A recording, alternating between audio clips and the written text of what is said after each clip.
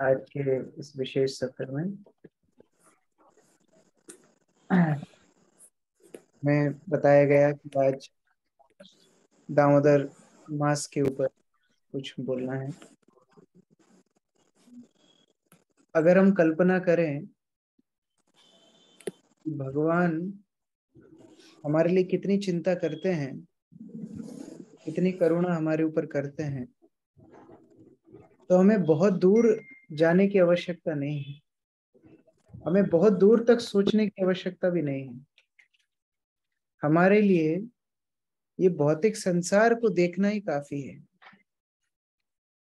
शिला प्रभुपाद से एक बार पूछा गया कि शिला प्रभुपाद, इतनी सारी सुंदर पेंटिंग्स जो आध्यात्मिक जगत के इतने विशेष चित्रों की उपमा को दिखाती हैं, प्रभुपाद स्वयं ने जादूरानी माता जी और अन्य भक्तों के द्वारा बहुत सुंदर सुंदर आध्यात्मिक जगत की पेंटिंग्स, छवियां बनवाई भक्तों के द्वारा। प्रभुपाद से किसी ने पूछा कि प्रभुपाद, इन सभी पेंटिंग्स में से आपकी फेवरेट पेंटिंग कौन सी है? तो भक्त लोग सोच रहे थे क्या बोलेंगे प्रभुपाद। कोई सोच रहा था कि चैतन्य महाप्रभु की पेंटिंग प्रभुपाद को पसंद होगी, क्योंकि प्रभुपाद चैतन्य महाप्रभु को बड़ा पसंद करते हैं। कोई सोच रहा था कि राधा कृष्ण की पेंटिंग बहुत पसंद होगी।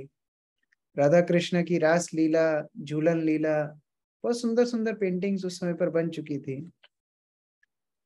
प्रभुपाद सबके आश्चर्यजनक करते हुए प्रभुपाद ने उत्तर दिया, महाविष्णु की पेंटिंग मुझे सबसे अच्छी लगती है।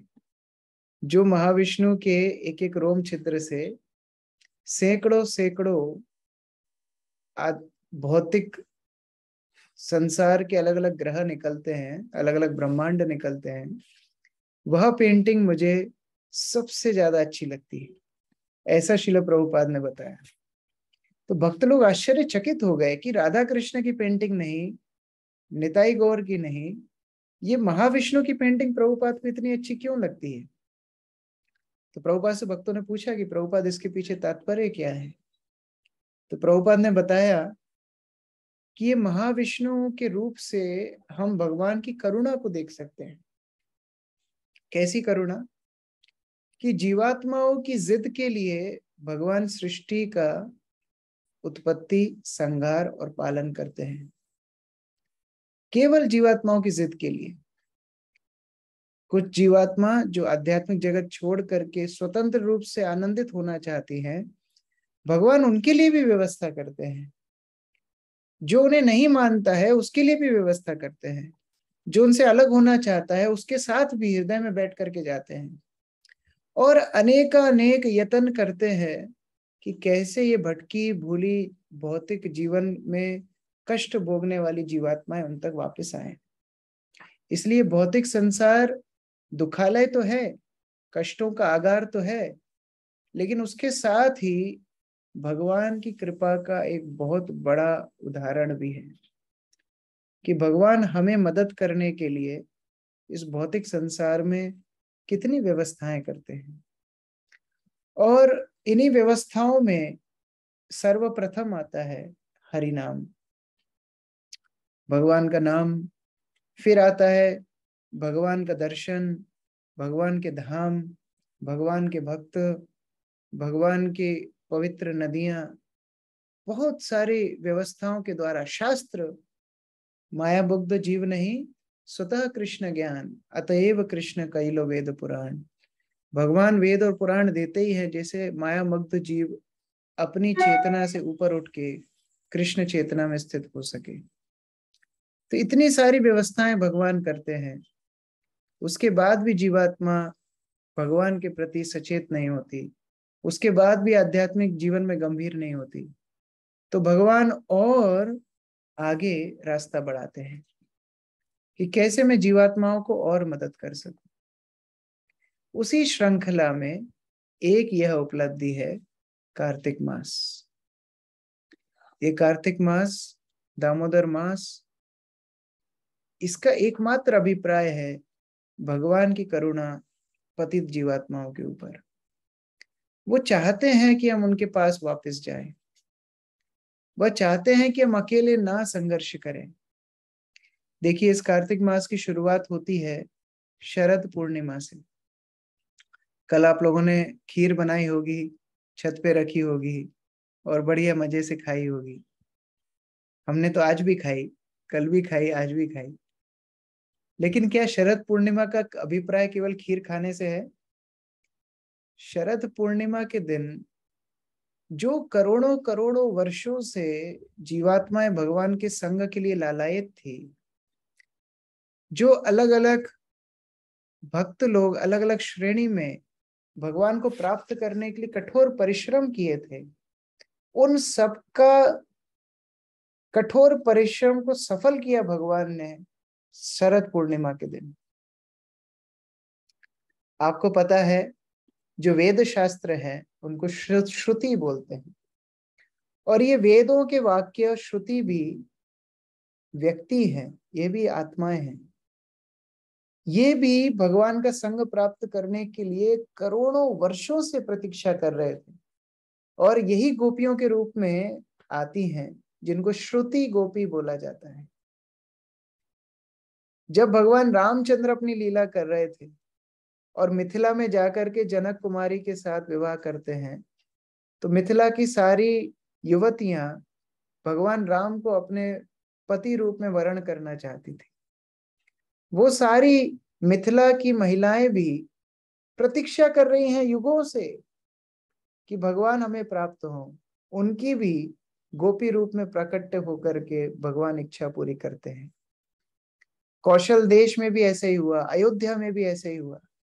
जो भी युवतियां भगवान के संग करना चाहती, वो सबको भगवान ने कृष्ण लीला में शरद पूर्णिमा में भाग दिया। जब भगवान राम अरण्य में गए पिता की आज्ञा से, तो अरण्य में, जंगल में उनको अनेक अनेक साधुओं से परिचय हुआ, और वो सारे साधु ऋषि मुनि जब भगवान रामचंद्र का दर्शन करते हैं, तो उनके मन में भी भावना आती है कि काश हमको इनका निजी संग प्राप्त हो। तो वो सब भी बाद में गोपियां बनती हैं, वो साधु गोपियां हैं। उसके बाद जब सीता भूमि में प्रवेश करती हैं उत्तरकांड में, उस समय पर भगवान राम जब भी यज्ञ करते थे तो एक एक सोने की सीता बनाते थे। और क्योंकि त्रेता युग का युग धर्म ही था यज्ञ, तो बहुत सारे यज्ञ भगवान रामचंद्र ने करे, हजारों यज्ञ करे। उन सभी हजारों यज्ञों में जो स्वर्णिम सीताएं बनाई थी, हर यज्ञ की एक सीता, तो हजारों स्वर्णिम सीताएं हो गई थी। तो वो सोने की सीताओं को भी प्राण प्रतिष्ठा किया था। तो उनके अंदर भी इच्छा आ गई थी कि हमको यज्ञ में तो रामचंद्र के पत्नी बनने का मौका मिला, लेकिन काश उनका संग पति रूप से मिलता। तो वो भी बाद में गोपियां बनी, वो स्वर्णिम सीता है। भगवान ने जब मत्स्य अवतार लिया, तो मत्स्य अवतार रूप में जब भगवान जल में विहार कर रहे थे मत्स्य रूप से, तो वरुण की कन्याएं, वरुण जो जल के स्वामी हैं, वरुण की कन्याओं की भी इच्छा हुई कि हम भी मत्स्य अवतार भगवान विष्णु के साथ विवाह कर लें। तो भगवान मत्स्य बोलते हैं, अरे हम तो प्रलय में लोगों को बचाने के लिए हैं, घर परिवार बनाने के लिए थोड़ी है, बाद में आपको संग देंगे। तो वह भी तब से इंतजार कर रही थी, पिछली प्रलय से, कि कब भगवान हमको संग देंगे। वो भी गोपियां बनी। जब भगवान विष्णु पृथु महाराज के रूप में आए, तो बाहिर्षमती साम्राज्य की युवतियां उनका संग प्राप्त करना चाहती थी, वो भी बाद में गोपियां बनी। भगवान जब धनवंतरी बने, तो सारी वनस्पतियां, जड़ी बूटियां धनवंतरी भगवान के साथ विवाह करना चाहती थी। सारे पेड़, लताएं, वृक्ष, वो सब भी गोपियां बनी। और शरद पूर्णिमा के दिन भगवान ने उनको भी संग दिया। जब भगवान वामन रूप में आए, तो सुतल लोक में बलि महाराज के पहरेदार बने, द्वारपाल बने। और वहां सुतल लोक की सारी महिलाएं भी वामन देव से विवाह करना चाहती थी। वामन देव बोलते, नहीं नहीं, हम तो ब्रह्मचारी हैं, इस अवतार में नहीं, कृष्ण अवतार में आपको संग देंगे। करोड़ों करोड़ों जीवात्माएं करोड़ों करोड़ों वर्षों से जो प्रतीक्षा कर रहे थी, उनकी प्रतीक्षा को पूर्ण किया भगवान श्री कृष्ण ने। और यह शुरुआत है दामोदर मास की। हमें सीखना है तो यही सीखना है कि हम इतने जन्म जन्मांतरों से इंद्रिय तृप्ति करने का प्रयास कर रहे हैं, लेकिन हम देख पा रहे हैं कि हम खुश नहीं हैं। हमने इतना प्रयास किया, हम इतनी जीवात्मा इतने सारे शरीरों में गई, अनेक अनेक प्रयास उन्होंने किए इंद्रिय तृप्ति करने के, लेकिन वो फिर भी खुश नहीं है। ये अगर हम केवल यह एक जीवन हम भगवान की सेवा में दे दें, तो ये करोड़ों करोड़ों वर्षों की प्रतीक्षा अंत हो सकती है। भगवान हमें स्वीकार करने के लिए तैयार है, और यही दामोदर मास की शुरुआत है। भगवान अपने भक्तों के लिए हर तरह से तैयारी करते हैं, और इस मास में विशेषतः भगवान की अलादिनी शक्ति श्रीमती राधा रानी की विशेष कृपा होती है। ये राधा रानी का मास है। सारे अलग अलग मास, सारे अलग अलग जो महीने हैं, वो भगवान विष्णु के अलग अलग रूपों के द्वारा संचालित होते हैं। लेकिन यह मास यद्यपि दामोदर मास कहलाता है, यह श्रीमती राधा रानी का मास है। और क्योंकि राधा रानी का यह मास है, इसलिए कृष्ण को सबसे ज्यादा प्रिय है। क्योंकि जो राधा रानी का प्रिय, वो भगवान का प्रिय। राधा रानी जीवात्माओं का उद्धार करने के लिए श्री चैतन्य महाप्रभु के रूप में आती है। और हम शरद पूर्णिमा में भी देखते हैं कैसे, आप लोगों ने शरद पूर्णिमा की लीला कहीं ना कहीं सुनी होगी, यद्यपि हमारा अधिकार नहीं है उसमें प्रवेश करने का, लेकिन फिर भी हम कुछ हमारे स्तर की शिक्षाएं ले सकते हैं। लोग बोलते हैं कि भगवान को जब गोपियां प्राप्त करी और सबको अभिमान हो गया तो भगवान वहां से अदृश्य हो गए। ऐसा नहीं था। गोपियों के साथ जब भगवान रास करना चाह रहे थे, तो भगवान इसलिए अदृश्य नहीं हुए थे कि गोपियों को अहंकार हो गया था। अरे गोलोक वृंदावन में तो प्रवेश उसको मिलता है जो 6 अपराधों से मुक्त हो, जो अहंकार रूपी अविद्या से मुक्त हो, वह तो गोलोक वृंदावन में प्रवेश करता है। तो जो गोलोक वृंदावन की सर्वश्रेष्ठ भगवान की आराधिता है, उनके अंदर कैसे अहंकार आ सकता है? संभव ही नहीं। भगवान अपने भक्तों की उत्कंठा को बढ़ाने के लिए वहां से अदृश्य होते हैं। यह विरह में प्रेम और ज्यादा तप्त और ज्यादा शुद्ध हो जाता है। तो उस प्रकार से जब भगवान अदृश्य हुए या फिर भागवत में लिखा है एक गोपी के साथ कहीं दूर चले गए। वो एक गोपी कौन थी? अनाराधिता नूनम राधिता, श्रीमती राधा रानी। श्रीमती राधा रानी के साथ भगवान कहीं दूर चले गए, और जितनी बाकी गोपियां थी वो विरह में कतराने लगी, रोने लगी। तो राधा रानी के साथ भगवान अकेले जाकर के यह सिद्ध करते हैं कि कैसे सभी भक्तों में सर्वप्रिय उनको श्रीमती राधा रानी है। लेकिन राधा रानी का भाव क्या है? आप जानते हैं, राधा रानी कृष्ण का एकांत संग से भी ज्यादा अपनी गोपिकाओं को मदद करने के लिए ज्यादा उत्सुक होती है। तो राधा रानी कृष्ण को छोड़ करके गोपियों के साथ चली जाती हैं, और कृष्ण वहां से अदृश्य हो जाते हैं। देखिए कितनी बड़ी बात है। हम लोग उस लीला में प्रवेश नहीं कर सकते, हमारा अधिकार नहीं है, लेकिन उसकी शिक्षा हमारे स्तर पर हम ले सकते हैं कि राधा रानी कृष्ण को छोड़ देती हैं अपने भक्तों को संग देने के लिए। कि गोपिकाएं अकेली विरह में कतरा रही हैं, इससे अच्छा तो मैं उनका संग दूं। और तब राधा रानी का संग प्राप्त करके गोपियां एक साथ गोपी गीत गाती हैं, जयति तेधिकम जन्मना व्रजा। जब वो यह गोपी गीत गाती हैं, तब भगवान स्वयं वहां प्रकट हो जाते हैं और सबको भगवान का संग मिलता है। तो ये आध्यात्मिक संसार है जहां हम एक दूसरे को आगे बढ़ाने का प्रयास करते हैं, जहां हम अकेले भगवान के पास जाने के लिए प्रयत्नशील नहीं, सबको मदद करना चाहते हैं, कैसे सब भगवान के पास जाएं, कैसे सब भगवान की कृपा को प्राप्त करें। तो उसी तरह यह कार्तिक मास भी राधा रानी की एक विशेष अनुकंपा है, जिससे जो जीवात्माएं कृष्ण से दूर हो गई हैं, वह कृष्ण के समीप आए। और इसीलिए जो भी इस कार्तिक मास में हम भक्ति करते हैं उसका लाखों गुना फल हमको मिलता है। कृष्ण के समीप ले जाने वाला यह मास है। इसी मास में रासलीला की शुरुआत हुई। जो आध्यात्मिक संसार का सर्वोच्च स्थान है, हमने उपदेशामृत में पढ़ा था, राधा कुंड, उसका प्राकट्य हुआ इसी मास में। भगवान की सर्व प्रमुख लीलाओं में से एक गोवर्धन लीला हुई इसी मास में। भगवान की सुंदर दामोदर लीला हुई इसी मास में, दिवाली के दिन। हम लोग उधर दाम बंधन स्थान पर गए थे, हमने वहां वो लीला चर्चा की थी पिछली वृंदावन यात्रा में। आप में से कई भक्त थे वहां पर। अरिष्टासुर का वध भगवान ने इसी मास में किया, नरकासुर का वध इसी मास में किया। पहली बार कृष्ण को गाय चराने का मौका भी इसी मास में मिला, गोपाष्टमी के दिन। भगवान गोपाल इसी दिन बने। इससे पहले वत्सपाल थे, वत्स यानी बछड़ों को चराते थे, लेकिन गोपाष्टमी के दिन से गोपाल बने। भीष्म पंचक इसी दिन, इसी महीने होता है।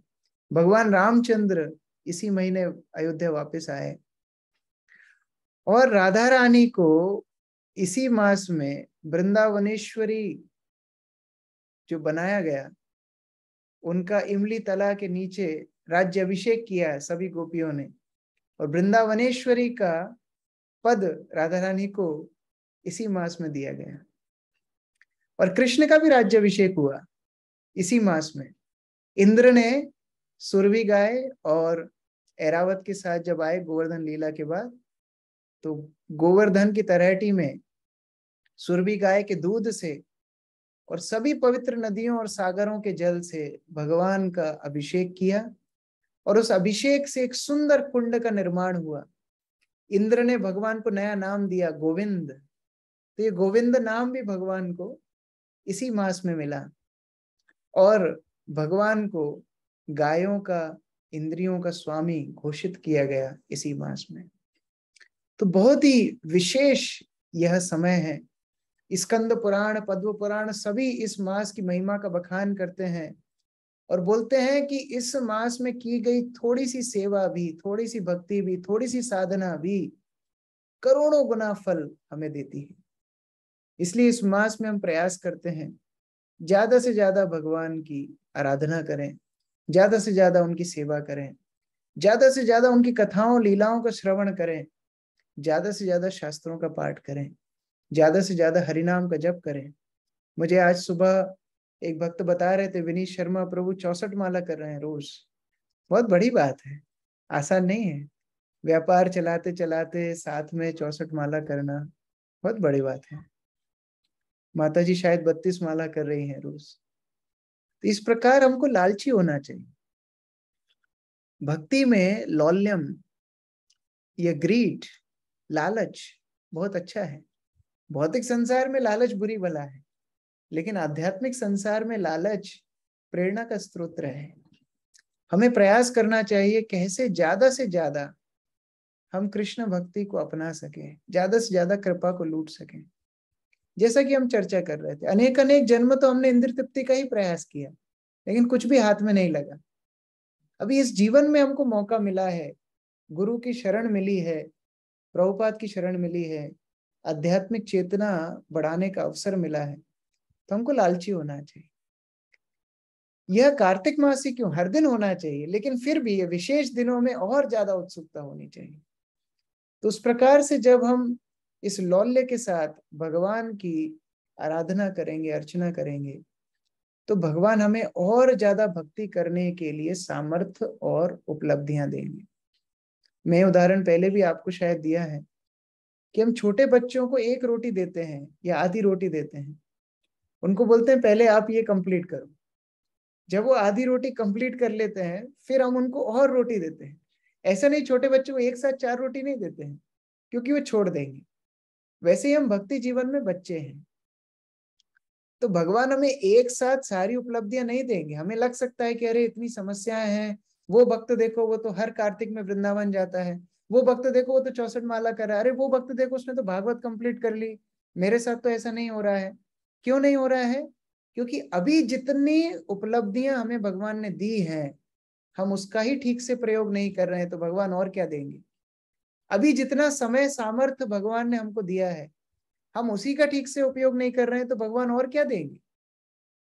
तो यदि वास्तव में हमें और भक्ति में आगे बढ़ना है, तो जितना समय, जितना सामर्थ्य, जितनी क्षमताएं, जितनी उपलब्धियां भगवान हमको दे रहे हैं, जितना अभी दिए हैं ऑलरेडी, उसको गंभीरता से स्वीकार करना चाहिए।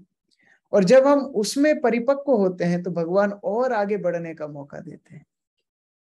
तो इस प्रकार से बहुत सारे कार्तिक मास हमारे जीवन में आएंगे, आए होंगे भी, लेकिन अगर इस कार्तिक मास को हम ठीक प्रकार से उपयोग लेंगे तो भगवान आपको हर कार्तिक मास में आगे बढ़ने का अवसर देंगे।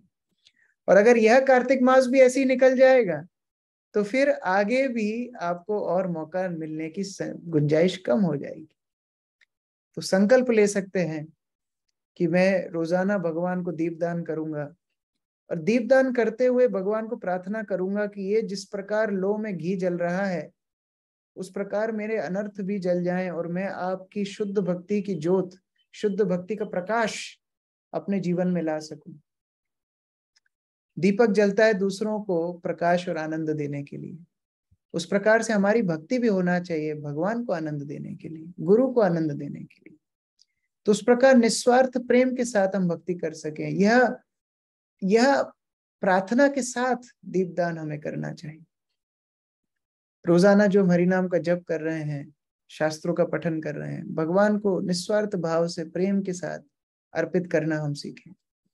जब उस प्रकार से नियम लेंगे तो भगवान हमारी मदद करेंगे आगे बढ़ने के लिए। और समय ज्यादा नहीं है। भक्ति सिद्धांत सरस्वती बोला करते थे, ये भौतिक संसार में समय बहुत कम है। कभी भी हमारे जीवन का अंत हो सकता है, कभी भी हमारी इंद्रियां शीर्ण हो सकती हैं, कभी भी आदि दैविक, आदि भौतिक, आदि आत्मिक कष्टों के बल से हम निष्क्रिय हो सकते हैं। तो जो समय हमारे हाथ में है, जो उपलब्धियां हमारे साथ में है, उनके साथ गंभीर होकर के कृष्ण भावनामृत में आगे बढ़ने का हमको प्रयास करना चाहिए। और जब हम ऐसा करते हैं तो भगवान हमें पूर्ण रूप से मदद करते हैं। हम श्रील प्रभुपाद के जीवन से देख सकते हैं। श्रील प्रभुपाद वृंदावन में सन्यास के बाद रहने के लिए गए। हम सब वृंदावन जाना चाहते हैं। अभी कार्तिक मास में तो होड़ा होड़ होती है, कौन जाएगा कौन जाएगा। हम भी जा रहे हैं, कल परसों हम वृंदावन जा रहे हैं। तो सभी लोग जाना चाहते हैं, लेकिन प्रभुपाद कहाँ रहते थे वृंदावन में? राधा दामोदर मंदिर में रहते थे। जो राधा दामोदर को आप दीप दिखा रहे हैं, जो दामोदर भगवान की हम पूरे दामोदर मास में अर्चना करते हैं, वह दामोदर मंथ में दामोदर मंदिर के अंदर प्रभुपाद रहते थे। जो शरद पूर्णिमा की रास लीला हम सुनने पढ़ने के लायक नहीं है, वह रास लीला की स्थली है राधा दामोदर मंदिर का प्रांगण। उधर श्रील प्रभुपाद रहा करते थे। ऐसे स्थान को छोड़ करके प्रभुपाद अमेरिका चले गए गुरु की आज्ञा पालन करने के लिए। यह गंभीरता होती है। और इस प्रकार जब शिष्य गुरु की आज्ञा के लिए, भगवान की सेवा के लिए अपने आप को समर्पित करता है तो उसका फल देखिए। प्रभुपाद ने पूरे विश्व में यह दामोदर की कृपा को फैला दिया। कौन जानता था हम में से? हम तो दिवाली पे फटाके फोड़ते थे बस, और क्या जानते थे। लेकिन अभी दामोदर महीना, एक महीना इस तरह भक्ति करना है, दामोदर अष्टकम गाना है, दीपदान करना है, ज्यादा जप करना है, यह सब किसकी कृपा से है? श्रील प्रभुपाद की कृपा से है। आज यदि श्रील प्रभुपाद अपना जीवन अपने गुरु को समर्पित नहीं करते तो हम सब कृष्ण भक्ति को प्राप्त नहीं कर पाते। एक शिष्य की भक्ति में इतना सामर्थ्य होता है। एक प्रमाणित शिष्य जो गुरु की आज्ञा के लिए समर्पित है, उसकी भक्ति में इतना सामर्थ्य होता है, वो कुछ भी कर सकता है। गुरु के प्रति शरणागति किसी भी प्रकार का चमत्कार जीवन में ला सकती है। उस व्यक्ति को किसी सर्टिफिकेट की जरूरत नहीं, किसी अवार्ड की जरूरत नहीं, किसी प्रकार के मान सम्मान की जरूरत नहीं। उसके लिए गुरु की कृपा सारे चमत्कार ला देगी। और श्रील प्रभुपाद उसके अभूतपूर्व उदाहरण है। उन्होंने जिस प्रकार से गुरु की आराधना की, अर्चना की, पूरे विश्व में दामोदर की महिमा को फैला दिया। और आनंद की बात तो यह है कि जब श्रील प्रभुपाद अपने अंतिम समय में भगवान के पास वापस जाना चाहते थे, तो भगवान उन्हें वृंदावन धाम में लाए। कार्तिक मास में ही प्रभुपाद ने अपना देह त्याग किया वृंदावन धाम में। तो जो दामोदर की सेवा करने के लिए प्रभुपाद ने वृंदावन छोड़ा, जो दामोदर की सेवा करने के लिए प्रभुपाद ने इतने कष्ट उठाए, दामोदर ऐसे नहीं है, हमारे जैसे कृतज्ञ नहीं है। दामोदर कृतज्ञ हैं, भगवान से सारे अच्छे गुण आते हैं और वो कृतज्ञता के सागर हैं। ऐसे भगवान प्रभुपाद को वृंदावन धाम ले आए और कार्तिक मास के शुभ अवसर में ही प्रभुपाद ने वृंदावन की पवित्र भूमि पर अपना देह त्याग किया। यद्यपि शुद्ध भक्तों के लिए यह सब बाह्य कारण इतने जरूरी नहीं है, जहां शुद्ध भक्त होते हैं वहीं वृंदावन होता है, लेकिन फिर भी हमारे जैसे लोगों को समझाने के लिए भगवान भी ऐसी लीलाएं करते हैं कि प्रभुपाद को पूरे विश्व से प्रचार करवा के अंत समय वृंदावन धाम में लेकर के आ गए कार्तिक मास में। तो इसी प्रकार से अगर हम भगवान की भक्ति में गंभीर हो जाएंगे तो भगवान हमारी जिम्मेदारी लेंगे। ये भक्ति सस्ती वस्तु नहीं है, ये बहुत ही गंभीर वस्तु है, और इसको प्राप्त करने के लिए एकमात्र हमारी गंभीरता, हमारा भक्ति में लौल्यम अति आवश्यक है। तो इस संकल्प के साथ हम भगवान से प्रार्थना करें, गुरु वर्ग से प्रार्थना करें कि हम उनकी विनीत भाव से सेवा कर सकें, हम गुरु गौरांगी के चरणों में जीवन अपना अर्पित कर सकें। सारे जीवन तो हमने नित्य तृप्ति करने का प्रयास किया, या एक जीवन हम कृष्ण की सेवा में, गुरु की सेवा में दे सकें। और इस प्रकार से जब हम संकल्प करेंगे तो भगवान की कृपा से, राधा रानी की कृपा से, भगवान श्री चैतन्य महाप्रभु की कृपा से हम भी भगवान की कृपा के पात्र बनेंगे और भक्ति जीवन में सफल होकर के भगवान की नित्य सेवा और संगति प्राप्त कर पाएंगे। हरे कृष्णा। श्री श्री राधा दामोदर भगवान की जय। श्री श्री राधा जय। भगवान की, कृष्ण बलराम की जय। श्री प्रभु की जय। समवेत भक्त वृंद की जय। निताई गौर प्रेमानंदे हरि। हरे हरे। किसी का कोई प्रश्न है?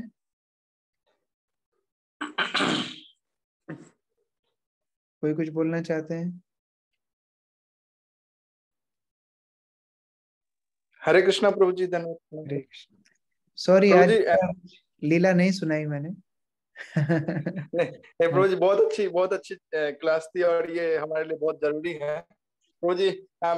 इसमें बेसिकली जैसे एक तो ये हुआ कि चैंटिंग ज्यादा से ज्यादा करना चाहिए, और इसमें मुझे ये समझ में नहीं आ रहा कि मतलब बाकी दिनचर्या से कैसे इसको टाइम निकाल के ज्यादा से ज्यादा करें। क्यों? एक तो रोजाना दामोदर अष्टकम कर सकते हैं, जी दीपदान कर सकते हैं, ज्यादा जप कर सकते हैं, और भक्तों की स्मृति में भगवत इत्यादि ग्रंथों को पढ़ सकते हैं। इस प्रकार से जब करेंगे, मैंने जैसे बोला, जितना समय भगवान ने आपको दिया है उसका यदि अच्छे से इस्तेमाल करेंगे तो भगवान और ज्यादा उपलब्धियां आपको देंगे, और ज्यादा संसाधन आपको देंगे भक्ति करने के लिए। तो जितना समय है अभी उसको गंभीरता से लगाइए कि समय नष्ट ना हो। एक भक्त होता है अव्यर्थ कालत्व, अपने समय को व्यर्थ नहीं करता है। तो जितना भी समय है, जितनी भी जान है, वो भगवान की सेवा में, भगवान की भक्ति में लगना चाहिए।